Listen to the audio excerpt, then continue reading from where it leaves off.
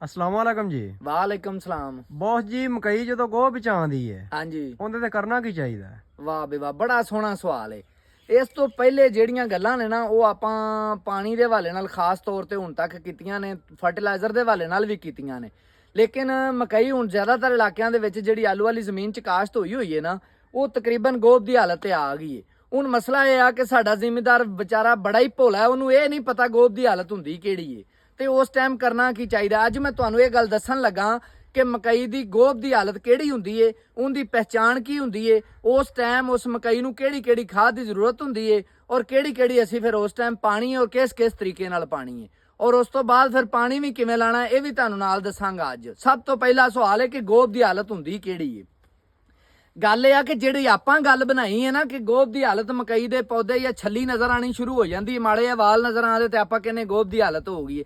ਨਾ ਨਾ ਨਾ ਨਾ ਨਾ ਨਾ ਨਾ ਨਾ, ਗੋਭ ਦੀ ਹਾਲਤ ਉਸ ਤੋਂ ਤਕਰੀਬਨ 15 ਤੋਂ 20 ਦਿਨ ਪਹਿਲੇ ਦੀ ਹੁੰਦੀ ਹੈ।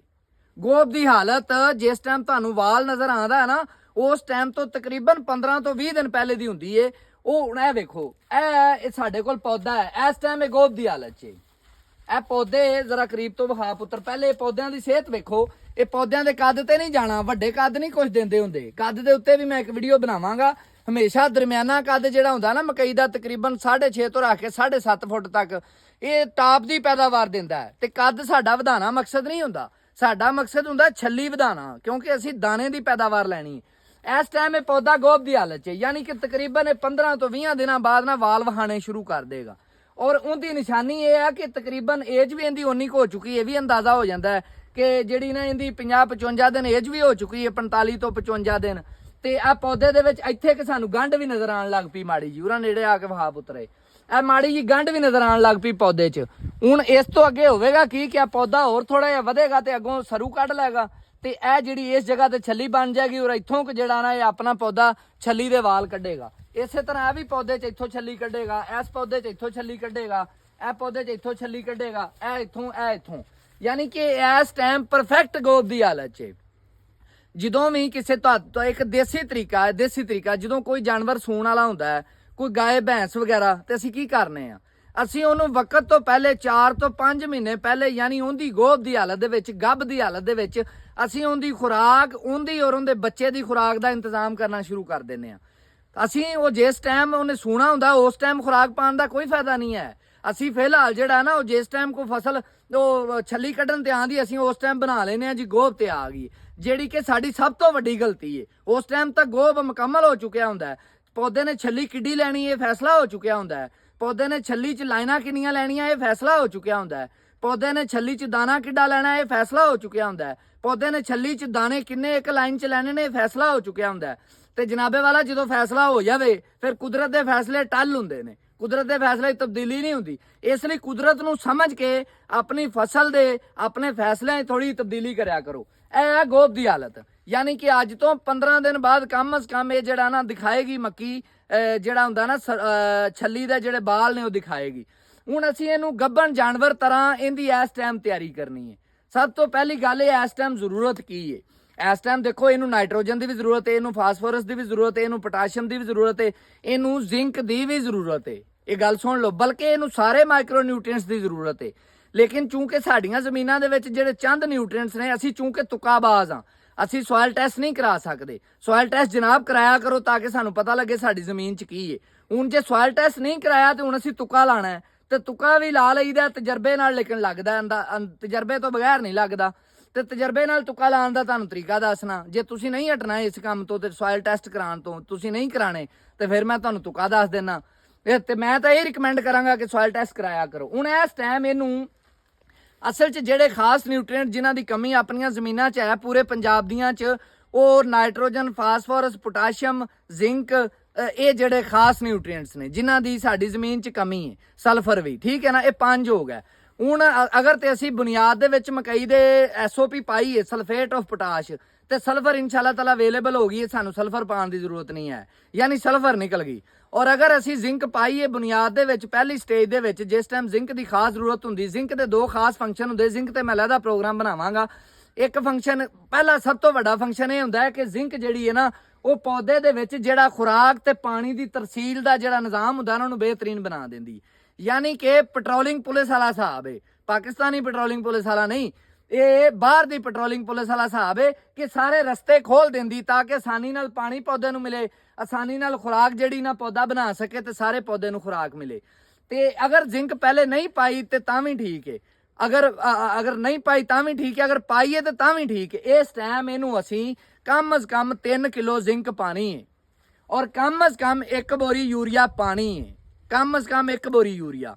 उस तो बाद जनाब अगर असी पोटाश थले नहीं पाई तो इस टाइम असी इनू पोटाश पानी है, लाजमी पानी है। अगर पोटाश थले पाई है तो उनकी एहतियात के तौर पर असी कोई लीटर 2 लीटर अच्छी किसी कंपनी की लिक्विड पोटाश जी ना, वो भी इंशाअल्लाह ताला तुहानू चीज़ां देंगा दसांगा।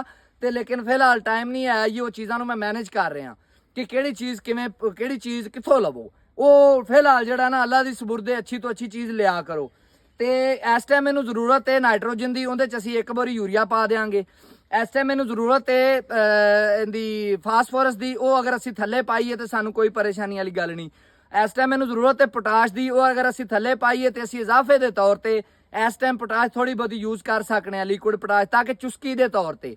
और अगर असीं जिंक थले नहीं पाई तो जिंक असीं इस स्टेज पर लाजमी पानी है, जिंक असीं इस स्टेज पर लाजमी पानी है। बेशक असीं अद्धी डोज भी पाइए, बेशक असीं 1 किलो जिंक भी पाइए, ठीक है। उस तो बाद साडे कोल आ जांदी सल्फर। सल्फर अगर पोटाश साडी पई है तो सल्फर की जरूरत नहीं है। तो बाकी मैगनीशियम वगैरह आइए साड़ियाँ जमीनों इन्नी ज़्यादा कमी नहीं हैगी कि असीं मैगनीशियम के उत्ते भज उठीए, ठीक है ना।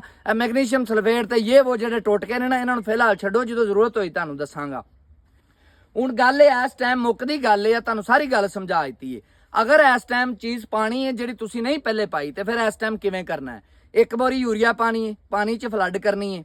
अगर तुहाडी जमीन मैरा है, तुसीं बेशक पहले DAP पाई है, तुसीं इस स्टेज के उत्ते अद्धी बोरी DAP मेरे कहण ते फ्लड करनी है। अगर जमीन पक्की है तो बिल्कुल फ्लड नहीं करनी। उस तो बाद जनाब आइयो पोटाश अगर तुसीं थल्ले पाई है तो ओके आ, अगर नहीं पाई तो फिर तो लाजमी पानी है, फिर तो 5-6 लीटर फ्लड करनी है।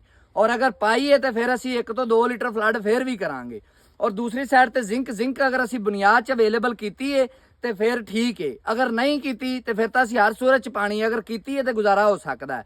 लेकिन यह कि जिंक भी इस स्टेज पर इंतहाई जरूरी है। 33% या 27% जिंक मार्केट च आम है। वो जड़ा ना तुसी बेशक 1 किलो ही 1 किले नूं पवे, 1.5 किलो ही पै जाए, ये कह लो चुस्की देनी है। जो इस टाइम इनू चुस्की दोगे ना, हुण इस टाइम तो बाद खाद वाला तो काम निबड़ गया।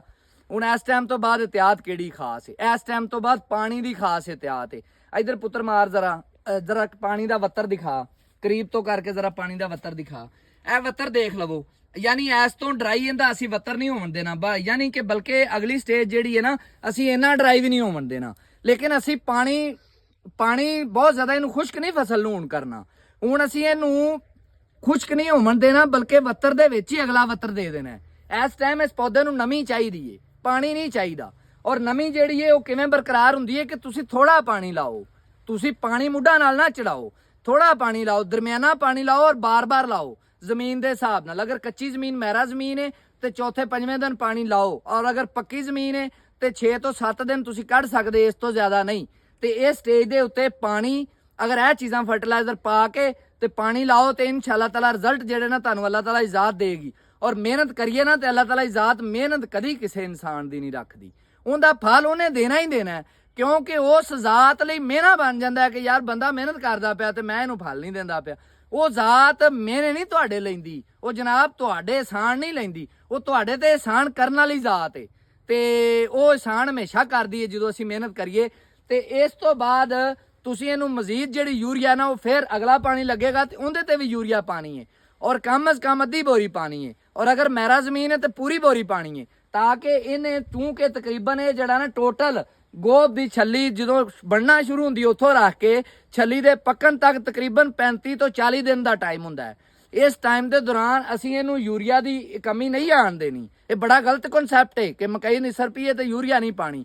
यूरिया पानी है लेकिन थोड़ी थोड़ी डोज पानी शुरू कर देनी, बार बार चूंकि पानी लगना है, ठीक है। और पानी बार बार लाना है और दरमियाना लाना है। यूरिया जो पाएंगे, अगर कच्ची जमीन है तो फिर तक किसी सूरत गुजारा नहीं हो सकता। अगर पक्की जमीन है तो यूरिया तो बगैर इस तो आगा गुजारा हो सकता है, लेकिन करना नहीं, ठीक है ना। कच्ची जमीन है तो उहदे यूरिया दे ना पाइए तो फसल रंगत गवा देंदी है। जो रंगत गवा देगी वो अच्छी खुराक नहीं बना सकेगी, छली नूं अच्छी खुराक नहीं मिलेगी। छली दूध या तो अच्छी पक के अच्छे दाने नहीं बनणगे, अच्छी पैदावार नहीं देवेगी, ठीक है ना। ਇਹ ਸਾਰੀਆਂ ਚੀਜ਼ਾਂ ਦਾ ਇੱਕ ਕਿਰਦਾਰ ਹੁੰਦਾ ਹੈ ਹਰ ਕਿਸੇ ਵੀ ਫਸਲ ਦੇ ਵਿੱਚ। ਤੇ ਇਨਸ਼ਾਅੱਲਾ ਤਾਲਾ ਇਹ ਚੀਜ਼ਾਂ ਤੁਸੀਂ ਕਰੋ ਤੇ ਨਾਲ ਹੀ ਅੱਲਾਹ ਤਾਲਾ ਇਜ਼ਾਤ ਤੋਂ ਦੁਆ ਮੰਗੋ ਕਿ ਯਾ ਬਾਰੀ ਤਾਲਾ ਸਾਡੇ ਹਲਾਲ ਰਿਜ਼ਕ 'ਚ ਬਰਕਤ ਪਾਵੀਂ। ਤੇ ਮੈਨੂੰ ਇਜਾਜ਼ਤ ਦਿਓ। ਕਿਸਾਨ ਜ਼ਿੰਦਾਬਾਦ, ਪਾਕਿਸਤਾਨ ਪਾਇੰਦਾਬਾਦ। ਬੌਸ ਜ਼ਿੰਦਾਬਾਦ।